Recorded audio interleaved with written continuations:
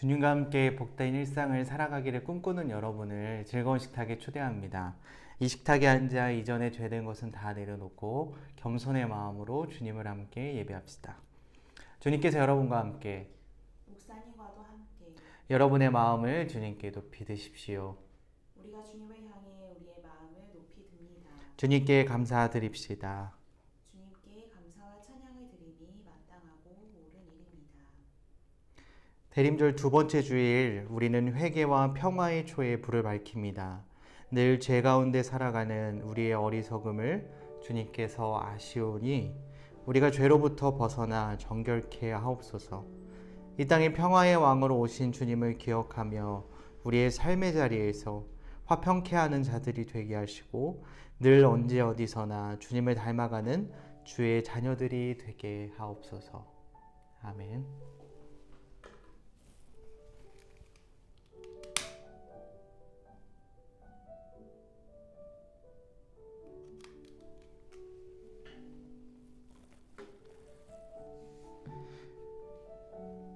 우리 묵상하는 마음으로 빛을 주소서라는 기도문을 함께 읽도록 하겠습니다.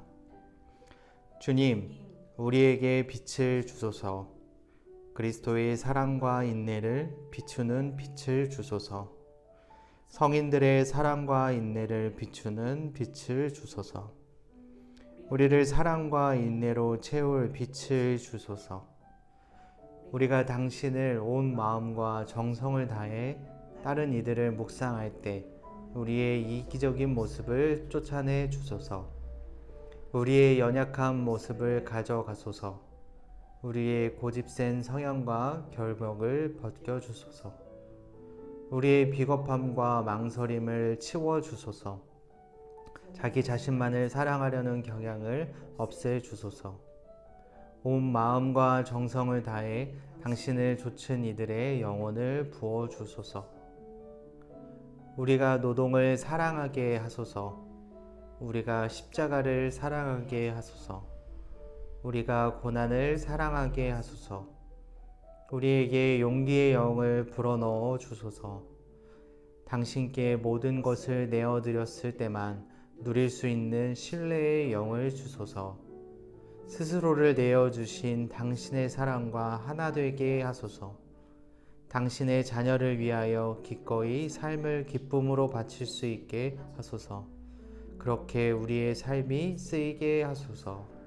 아멘. 오늘 하나님께서 우리에게 주시는 말씀은 빌립보서 2장 5절에서 8절의 말씀입니다. 예문에 보시면 제가 메시지 성경 본문을 함께 올려놨는데 우리가 오늘 본문을 같이 한 목소리로 읽도록 하겠습니다. 그리스도 예수께서 자기 자신을 생각하셨던 방식으로 여러분도 자기 자신을 생각하십시오. 그분은 하나님과 동등한 지위셨으나 스스로를 높이지 않으셨고 그 지위의 이익을 고집하지도 않으셨습니다. 조금도 고집하지 않으셨습니다.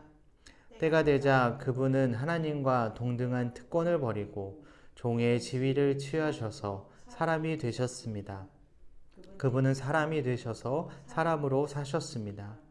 그것은 믿을 수 없을 만큼 자신을 낮추는 과정이었습니다. 그분은 특권을 주장하지 않으셨습니다. 오히려 사심없이 순종하며 사셨고 사심없이 순종하며 죽으셨습니다. 그것도 가장 참혹하게 십자가에 죽으셨습니다. 아멘. 우리가 지난주 말씀은 희망을 희망하기라는 주제로 함께 말씀을 살펴봤습니다. 한 주간 여러분의 삶 가운데 그래도 조금은 좀 희망을 갖게 되셨나요? 그리고 우리가 그 희망을 가질 수 있는 이유를 살펴보면서 하나님께서 우리를 사랑하시고 또 그 아들 되신 예수께서도 우리를 사랑하셔서 이 땅에 오셨고 이 땅에 오셔서 우리를 사랑하시되 끝까지 사랑하시는 그 사랑을 우리가 기억하며 그래도 우리의 삶 가운데 희망을 가져야 한다라는 이야기를 나눴습니다. 우리가 Be Bold라는 주제로 대림절 말씀을 함께 살펴보고 있습니다. 고린도후서 3장 12절 말씀에 이런 말씀이 있어요. 우리는 이런 소망을 가지고 있으므로 아주 대담하게 처신합니다. 이 신앙을 지키는 것에 관한 이야기를 하면서 이제 영어 단어 bold라는 단어를 대담하다라고 표현을 하고 있습니다. 그러니까 우리의 삶을 단단하게 만드는 것, 대담하게 만드는 것, 그것은 바로 결국 소망이 있어야 한다라는 이야기예요. 그러니까 하나님께서 우리와 함께 하신다라는 소망, 내가 지금 힘들고 어려운 일을 만났더라도 하나님께서 우리를 그 어려움에서 건져내실 것이라는 것, 피할 길을 주실 것이라는 것, 이겨낼 힘과 지혜를 주실 것이라는 그러한 소망, 그리고 내가 주님과 함께 동행하며 우리의 삶을 살아갈 때 우리의 인생이 주님과 함께 동행할 수 있다라는 그러한 소망, 그러한 소망을 갖게 될 때, 그 소망을 붙들고 우리가 살아갈 때 고린도 후서의 말씀처럼 우리는 대담하게 처신할 수 있다는 거죠. 저와 여러분의 삶이 조금은 더 단단해진 삶을 살 수 있게 된다는 것입니다. 이 단단한 신앙, 믿음 안에서 오늘은 한 가지 주제를 살펴보려고 합니다. 그것은 바로 변화라는 주제입니다. 이 믿음의 여정을 걷고 있는 모든 이들은 좀 변화에 대한 갈망, 갈급함, 혹은 기대와 소망이 있습니다. 그러니까 무언가 지금의 내 상태가 조금은 더 성장하기를 원하고, 혹은 조금은 더 성숙해지기를 원하고, 아니면 내 안에 좀 부족한 모습, 연약한 모습이 있다면 이것을 좀 극복해내기를 원하는 이들이 참 많다라는 거예요. 아마 함께 말씀을 나누는 여러분들과 저 또한 무언가 변화되기를 원하고 무언가 조금은 더 성숙해지기를 원하고 있다라는 거죠. 이 변화하고자 하는 욕구는 현실과 자신에 대한 자각과 인지에서 시작을 합니다. 내가 무언가 부족하다라는 것을 혹은 변해야 한다라는 것을 인지하게 되고 그것을 깨닫게 되었을 때 그럼 우리는 어떻게 변화할 수 있지? 무엇을 해야 하지? 라고 생각을 하게 된다라는 거죠. 오늘 말씀은 그 변화의 동력으로서 비움에 관한 것들을 살펴보려고 합니다. 지난주에 이제 책을 읽다가 이런 구절을 만났습니다. 도널드 월시라는 신학자가 이런 이야기를 했어요. 새 길을 염원한다고 해서 그 길이 열리지는 않는다. 오직 옛 길을 종식시켜야만 새로운 길이 열릴 수 있다. 옛 것을 고집하면서 새로운 것을 원한다고 말할 수는 없다. 옛 것은 새로운 것을 허용하지 않는다. 옛 것은 새로운 것을 부정한다. 옛 것은 새로운 것을 헐뜯는다. 새로운 것을 가져올 유일한 길은 당신이 반드시 새로운 것을 위한 여백을 만드는 길이다. 이 구절을 보면서 참 마음에 많이 와닿더라고요.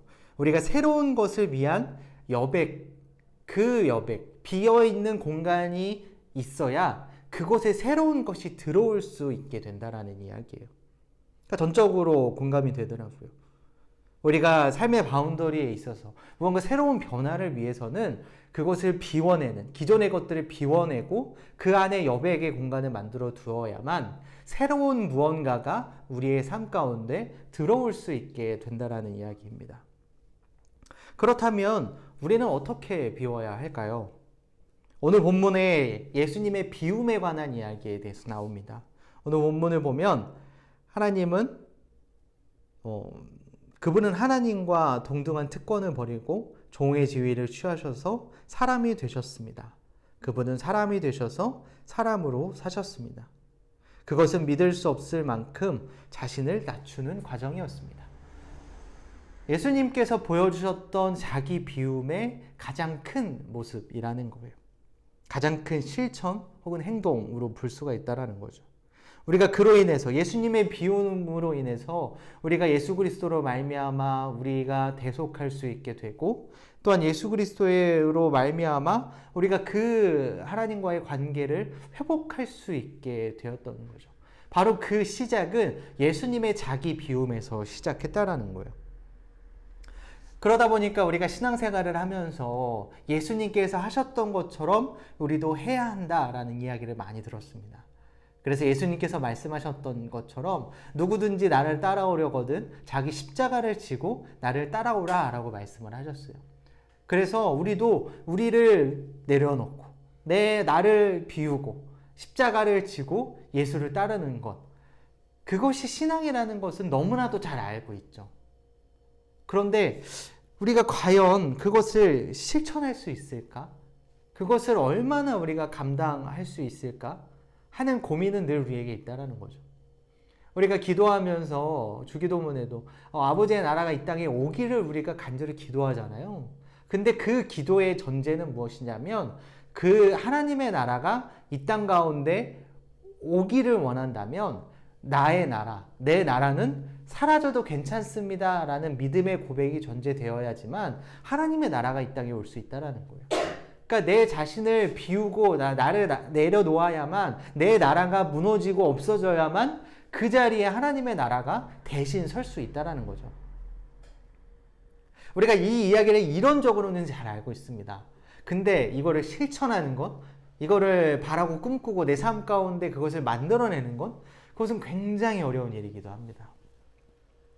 우리가 많은 종교에서는 이런 비움에 대해서 이야기를 참 많이 합니다. 특히나 불교에서도 우리가 뭐 공이란 것도 들어봤죠. 그리고 빔이라는 이야기도 들어보고, 그러니까 내 안의 것들을 비워내서 내가 생각들까지도 비워내서 내가 어떻게 보면 순결한 존재, 깨달음을 얻는 존재의 길로 나아가려고 하는 거예요.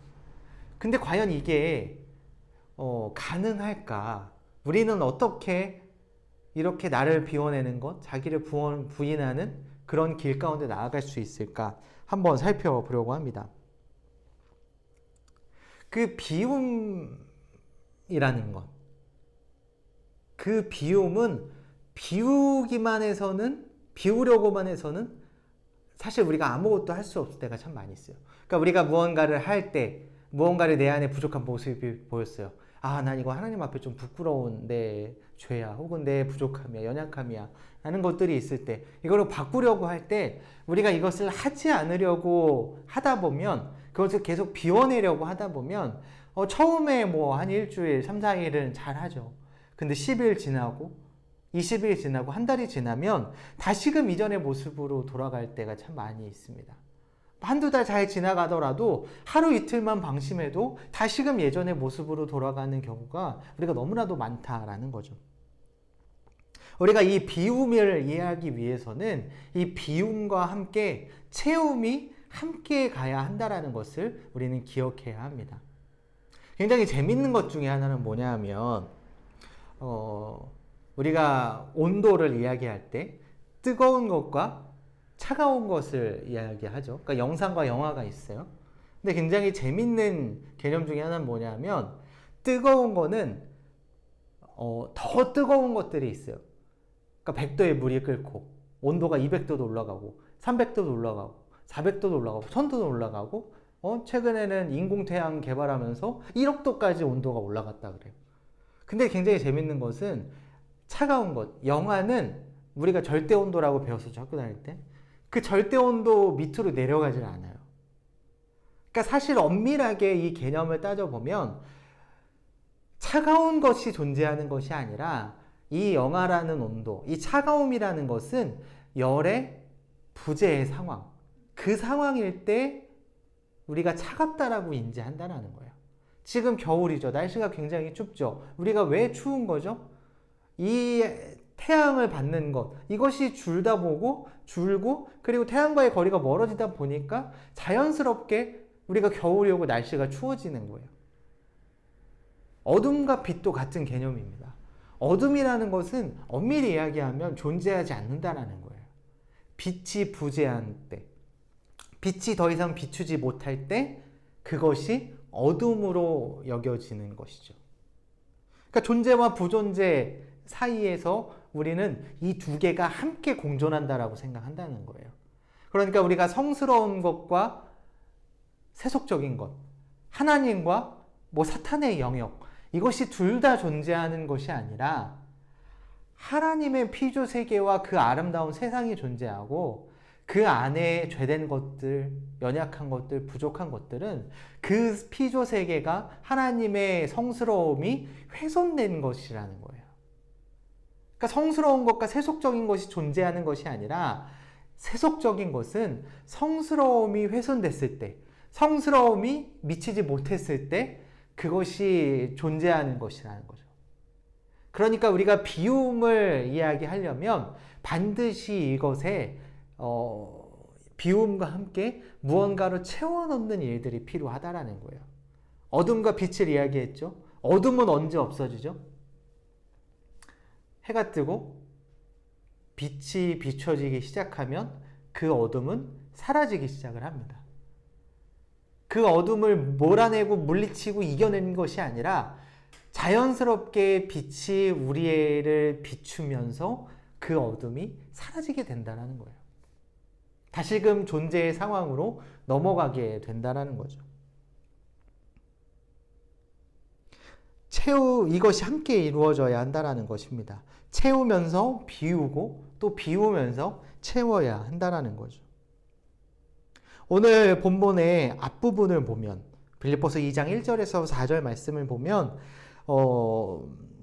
그 교회에 대한 겉면들로 이야기를 다루고 있습니다. 빌립보 교회를 향해서 사도 바울은 여러분이 그리스도를 따름으로 무엇을 얻었거나 그분의 사랑으로 여러분의 삶에 얼마간의 변화가 일어났거나 성령의 공동체 안에 있는 것이 여러분에게 어떤 의미가 있거나 여러분에게 따뜻한 마음이나 배려하는 마음이 있거든 내 부탁을 들어주시기 바랍니다. 서로 뜻을 같이 하고 서로 사랑하고 서로 속 깊은 벗이 되십시오. 자신의 방식을 앞세우지 말고 그럴듯한 말로 자신의 방식을 내세우지 마십시오. 자기를 제쳐두고 다른 사람이 잘 되도록 도우십시오. 자기 이익을 꾀하는 일에 사로잡히지 마십시오. 자신을 잊을 정도로 도움의 손길을 내미십시오. 그러니까 이 이야기를 하면서 우리가 어떻게 이렇게 할 수 있느냐 라고 이야기를 할 때 사도 바울은 예수님께서는 자기를 비움으로 이 땅에 인간이 되셔서 오셨습니다. 예수님의 자기 비움을 본받아서 저와 여러분도 우리 자신을 내려놓고 우리가 다른 이들을 섬기며 사랑하고 더 이해할 수 있는 그런 존재가 될 수 있습니다 라고 이야기를 하는 거예요. 근데 우리가 이 본문을 보면 사도 바울의 이야기를 들으면 자기를 완전히 비워내서 그러니까 나름 남을 이렇게 하는 게 얼마나 어려워요. 서로 뜻을 같이 하고 서로 사랑하고 서로 속 깊은 벗이 되는 것. 사실은 피를 나는 가족들도 이렇게 되기가 어려운데 다른 이웃? 나를 시기하고 마음을 어려워하는 사람? 나를 미워하는 사람까지도 내가 어떻게 이렇게 대할 수 있겠어요? 그러니까 이렇게 대하려면 사실 예수님께서 자기를 부인하셨던 것처럼 내 자신을 내려놓고 내가 좀 더 사랑하는 마음을 가져야만 가능한 일인 건 맞아요. 근데 내가 완전히 나를 비워내서 이렇게 실천할 수 있는 사람들이 얼마나 되겠어요? 사실 내가 완전히 준비가 됐어. 내가 신앙적으로 나를 비워내고 나는 십자가를 지고 자기를 부인하고 이제 완벽한 존재가 됐어. 이제는 서로 뜻을 같이 하고 서로 사랑하고 서로 속 깊은 벗이 되어 주어야겠다 라고 결단과 함께 실천할 수 있는 사람이 얼마나 되겠냐고요. 우리가 이렇게 준비가 될 때까지 좀 이 일을 미루어야겠다라고 생각을 하면 사실 우리가 평생의 신앙의 여정 가운데 이렇게 남을 섬기는 일을 시작할 수 없을 거예요. 왜냐하면 준비가 안 되기 때문이죠. 그러니까 사도 바울이 이야기하고 싶었던 것은 무엇이냐 하면 우리가 예수님처럼 자기를 부인하고 자기를 비워내는 일들이 필요하지만 이렇게 다른 이들을 섬기며 사랑으로 채우는 일들이 함께 맞물려져서 가야 된다라는 거예요. 그러니까 내가 내 자신을 완전히 비워내서 다른 이들을 사랑하고 섬길 수 있는 것이 아니라 그 비움과 사랑의 채움이 동시에 일어나서 계속 서로 상호 보완적으로 내가 비워내며 채우며 비워내고 그 여정 가운데 나아갈 수 있게 된다는 거죠. 변화를 위해서 모든 것을 중단한다고 해서 그것이 바뀌는 것이 아니라는 거예요. 선함의 부재라고 이야기했듯이 자연스럽게 내 삶을 비워내면서 선한 것들로 채워가게 될 때 내 안의 부족함과 연약함이 자연스럽게 비워내게 되고 또 그 비움을 통하여서 또 그 채움을 통하여서 우리가 조금은 변화될 수 있게 된다는 거죠.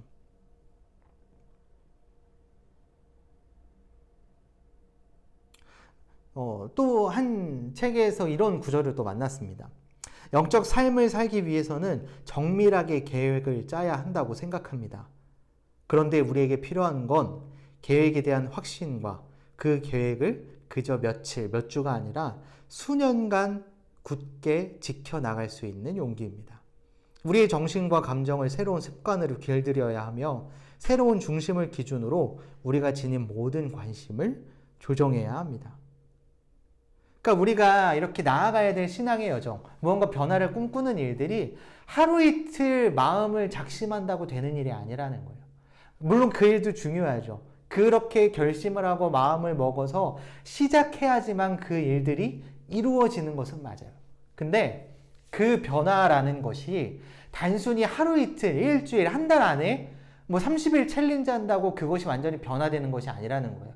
그러니까 우리가 수년 동안 내 평생의 인생 가운데 그 변화를 향해 한 걸음 한 걸음 나아가게 될 때, 그 변화의 여정 속에서 비워내고 채워가는 그 일들이 계속해서 반복적으로 이루어질 때 그 변화가 이루어질 수 있게 된다는 거죠. 그래서 오늘 말씀을 시작하면서 우리가 함께 나눴던 기도가 저에게 있어서는 굉장히 크게 다가왔습니다. 오늘 말씀, 오늘의 기도문은 제목이 빛을 주소서라는 기도문입니다. 주님 우리에게 빛을 주소서, 그리스도의 사랑과 인내를 비추는 빛을 주소서, 성인들의 사랑과 인내를 비추는 빛을 주소서, 우리를 사랑과 인내로 채울 빛을 주소서. 그 빛이 우리에게 들어오게 될 때 자연스럽게 우리의 이기적인 모습이 쫓아내지고 우리의 연약한 모습을 하나님께서 가져가시고 고집센 성향과 결벽을 벗겨주실 것이라는 거예요. 우리의 비겁함과 망설임을 치워주시고 자기 자신만을 사랑하려는 경향을 하나님께서 없애주신다라는 거죠.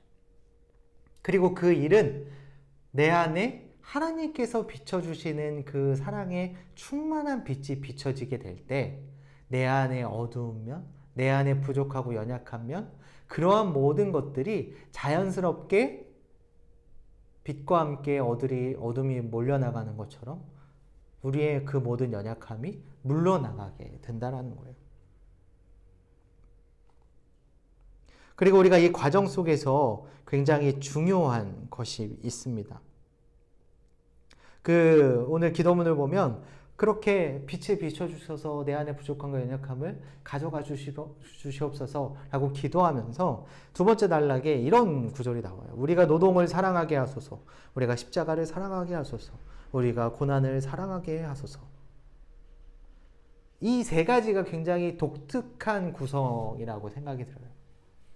그러니까 우리가 십자가, 고난, 하나님 제가 십자가를 사랑하게 해주시고 기꺼이 그 고난 가운데 나아가게 해주시옵소서.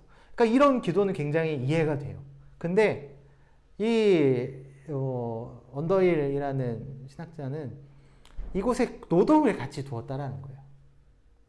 그러니까 십자가를 사랑하는 것, 고난을 사랑하는 것, 그것과 함께 노동이라는 것이 굉장히 중요하다라는 거죠. 그렇다면 이 노동이 왜 중요하게 여겼을까요? 오늘 이 기도문을 보면 우리가 무언가 변화한다는 것, 신앙을 갖는다는 것이 우리가 함께 이렇게 예배를 드리면서 메시지를 듣죠. 근데 이 교회가 해야 될 일들, 설교자가 해야 할 일들 중에 하나는 뭐냐면 우리가 여러분 어떻게 사십시오. 그렇게 겉면에서 지켜야 될 1, 2, 3 이것을 알려주고 여러분 이렇게 사십시오 라고 말하는 것이 아니라 교회와 설교자의 역할 중에 하나, 우리가 신앙을 가지면서 그 신앙의 여정을 걸어가는 이들에게 필요한 것들 중에 하나는 무엇이냐면 우리가 무언가 되는 것, 무언가로 존재하는 방식, 그것을 추구하는 것이 너무나도 중요하다라는 거예요.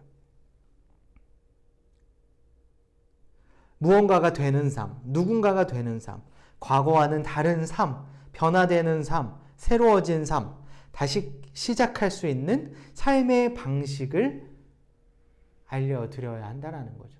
그리고 우리가 신앙생활을 하면서 믿음을 가지고 살아가면서 무언가를 지키고 안 지키고가 중요한 것이 아니라 그렇게 되어져 가는 것들을 향해 계속해서 나아가야 한다는 거예요. 그리고 그 가운데 노동이라는 것이 굉장히 중요하다라는 것입니다. 왜냐하면 주일에 이렇게 같이 우리가 예배를 나누고 예배를 드리고 또 말씀을 나누고 함께 은혜를 나눕니다. 좋은 이야기를 많이 들었어요. 근데 우리는 일주일의 대부분의 삶을 우리의 노동의 삶의 자리로 돌아갑니다. 그 노동 가운데 누군가에게는 직장 생활이 될 수도 있고 누군가에게는 학업이 될 수도 있습니다. 누군가에는 자신에게 맡겨진 그러한 일들이 될 수도 있던 거죠. 우리는 모두가 각자의 노동을 하며 그 노동의 환경 속에 있습니다. 그 변화를 위한 비움과 체험의 자리가 주일에 말씀을 나누고 은혜를 나누는 그 자리도 중요하지만 대부분의 시간을 보내는 그 노동의 자리에서 이루어져야 한다는 거죠. 그러니까 사실 우리가 믿음을 가지고 무언가 삶을 결단하는 것은 어떻게 보면 쉬운 일이에요. 좋은 이 말씀 듣고 나도 그렇게 살아야지 결단하면 됩니다. 그것을 계속 지켜나가는 것은 다른 문제지만 근데 그 노동의 자리, 삶의 자리에서 그 말씀대로 살아가는 것은 굉장히 어려운 일입니다. 계속해서 다른 사람들과 부딪히죠. 갈등하고 때로는 시기하고 질투하기도 하고 내가 그 대상이 되기도 하지만 내가 누군가를 그렇게 시기하고 질투하는 사람이 되기도 합니다. 늘 어렵고 혼란한 그러한 상황 속 마치 어둠만 존재하는 그런 상황이 바로 우리의 대부분의 노동의 현장인 거예요. 속상한 일도 많고 상처도 많이 받고 참 힘이 든다라는 거죠. 근데 빛이 들어옴으로 인해서 어둠이 물러가야 할 곳은 내 내면적인 것이기도 하지만 그 내면적인 변화를 위해서 우리의 노동의 환경이 변화되어야 한다라는 거예요. 그 노동의 환경 속에서도 하나님께서 빛을 비춰주셔서 그 어두운 모든 면들이 물러가게 되고 또 그것으로 인해서 하나님의 사랑이 그곳에 채워지게 될 때 진정한 내 삶의 변화가 일어나게 된다는 거죠. 그런 의미에서 오늘 이블레 언더힐은 우리가 노동을 사랑하게 하소서라고 기도했던 것입니다. 저와 여러분의 삶 가운데 이러한 기도가 있게 되기를 소망합니다. 우리가 새로운 한 주간의 삶을 살 때에 우리의 삶의 자리에서 우리의 노동의 환경 속에서 그 환경을 변화시키기 위한 노력과 기도를 함께 이어갔으면 좋겠습니다. 우리가 내 내면적인 성장과 내 내면적인 삶의 변화를 위해서 기도하고 꿈꾸는 것도 중요하지만 이것이 진정으로 무언가 변화된 삶을 살 수 있으려면 우리의 노동의 환경, 삶의 대부분의 시간을 보내는 그 일상의 자리에서의 진정한 변화가 시작되어야지만 내면의 변화가 함께 이루어질 수 있게 된다는 거예요. 새로운 한 주간의 삶을 살면서 저와 여러분의 삶 가운데, 그 노동의 삶 가운데 하나님의 빛이 비춰지기를 소망합니다. 하나님께서 비춰주시는 그 빛으로 인해 내 안의 모든 두려움과 어두움과 연약한 것들은 자연스럽게 물러나게 되게 하시고 또한 하나님께서 환한 은혜의 빛을 비춰주셔서 내 안에 그리스도의 사랑으로 가득 찬 그러한 삶을 살게 되기를 소망합니다. 우리가 대림의 절기를 지키고 또 예수 그리스도의 오심을 기다리고 있는데 그 예수님께서 내 안에 오시고 내 가정에 오시고 내 삶의 자리에 내 노동의 현장 가운데에도 오실 수 있게 되기를 함께 소망하고 기도했으면 좋겠습니다.